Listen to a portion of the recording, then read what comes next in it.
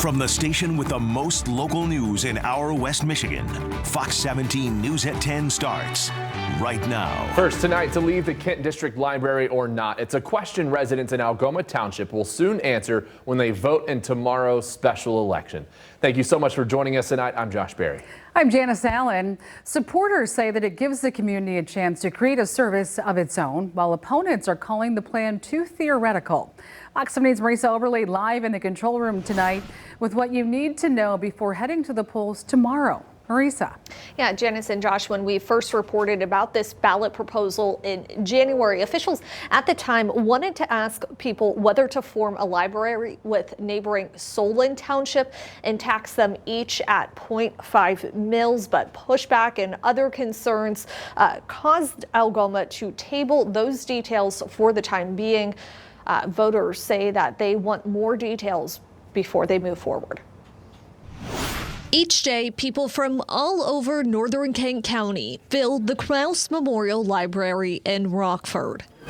That includes those who live in Algoma Township, but residents there may soon lose access to the books, computers, and other resources offered. We know it's an emotional issue and passionate issue for everybody. Township Supervisor Kevin Green explains on Tuesday, voters in his community will decide if they should leave the Kent District Library system in November. He says while leaders value the service, they believe the move could save taxpayers money and give them a library closer to home. Currently, people in Algoma pay a 1.25 mil to KDL, which equates to about 4 cents for every taxable dollar, according to the system. Green told Fox 17 if the question passes, the township would most likely temporarily join Sparta Township's library since state law requires the service, then eventually partner with Solon Township to create their own. He estimates that would cost anywhere between 0.5 and 0.7 mils, but things could change. There was a lot to work out. Obviously, all the boards and commissions have to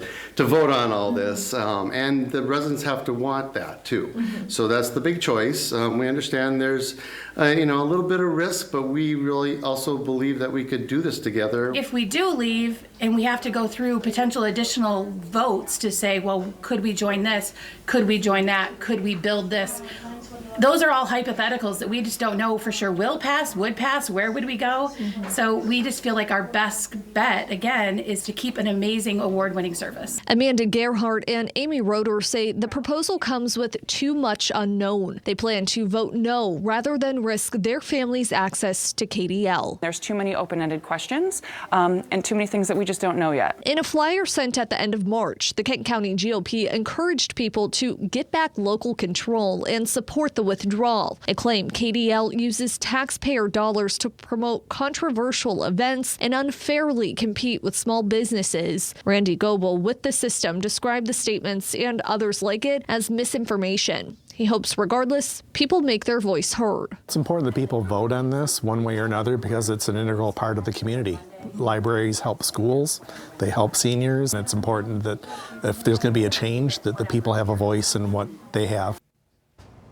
And we are awaiting further comment from the Kent County GOP in regards to that flyer. Meanwhile, Algoma Township residents will vote on 2 other ballot proposals when they head to the polls tomorrow. One is related to their fire service, the other their police service. So a lot for people to consider tomorrow before they go out and vote. If you have any questions, you can head on over to our website at fox17online.com for a full ballot guide on everything that people here in West Michigan are voting for tomorrow.